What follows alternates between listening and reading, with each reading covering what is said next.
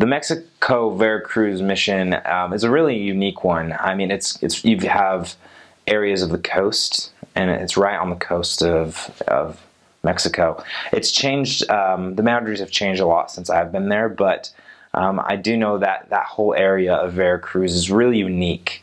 It's a very special place. You know, you've got the coast, you've got the tropical area along there, but you've also got areas in Veracruz that are high up in the mountains and get really cold, and there's even a mountain with snow on the very tip of it.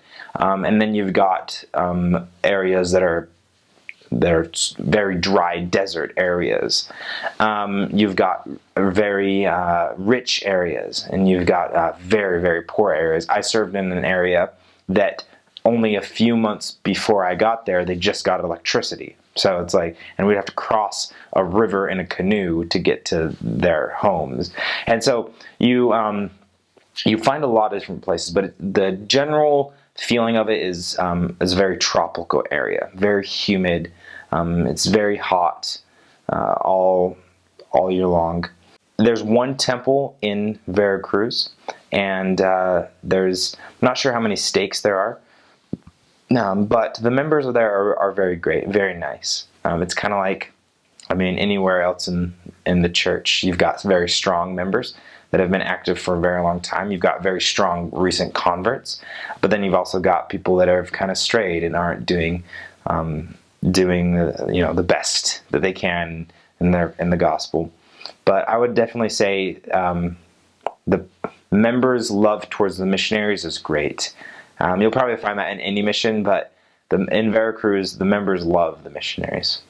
People in Veracruz are very kind, very friendly, and they'll accept you into their home at any time. I mean, I've traveled the world a lot, and I see lots of different cultures, and the people react to the gospel kind of the same that everyone does.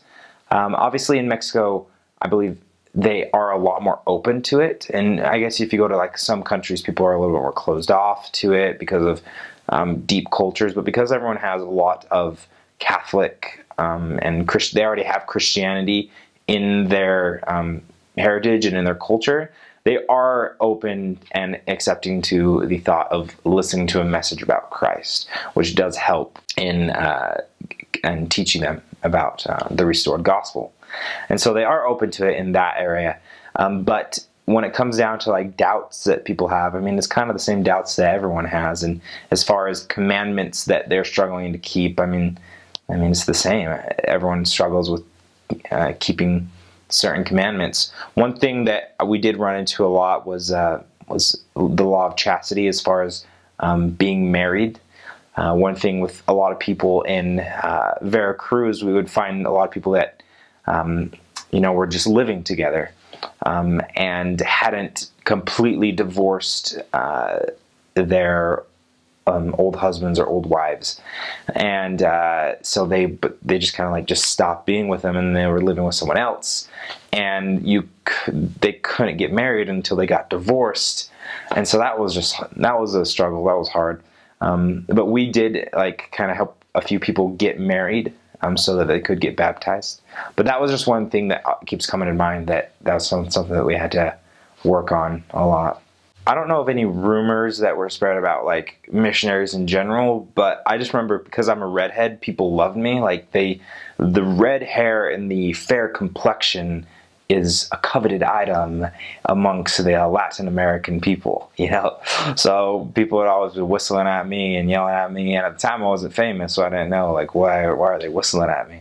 But that was just something. So if you have red hair and fair complexion and you're going to Mexico, you're going to be basically a celebrity in Mexico.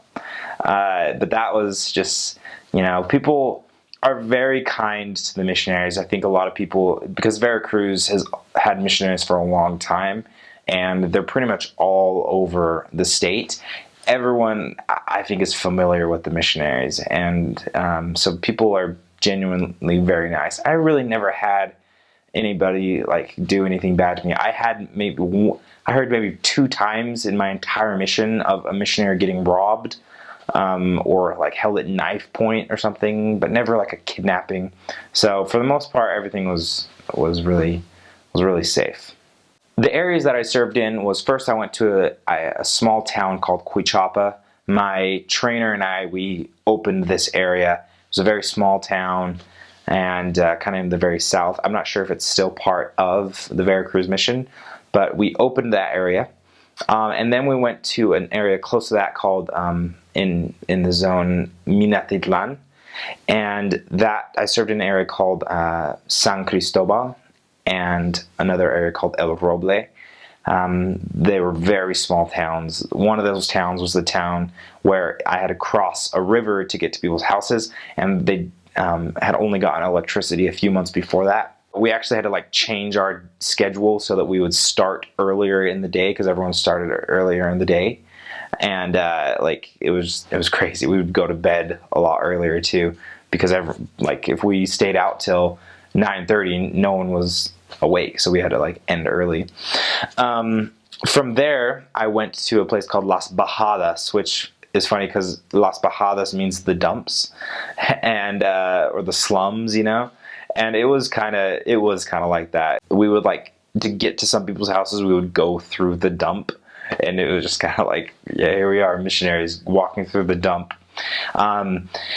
So I served in Las Bajadas for a little bit, and then I went to a place called, I didn't open an area, but I went to a new area called Anton Lizardo, and this was a very special place. It was near a naval base, and that was one of my all-time favorite areas. It was kind of near the temple, and so we'd have zone meetings in the chapel by the temple.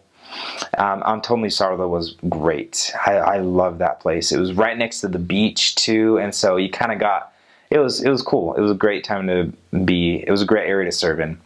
After Anton Lizardo, I went to a place called Coatzacoalcos, and that's where I served the first time in a city. You know, I was in a area that was just blocks, and I'm not sure exactly which area I was in Coatzacoalcos, but I was just in the heart of the city of Coatzacoalcos.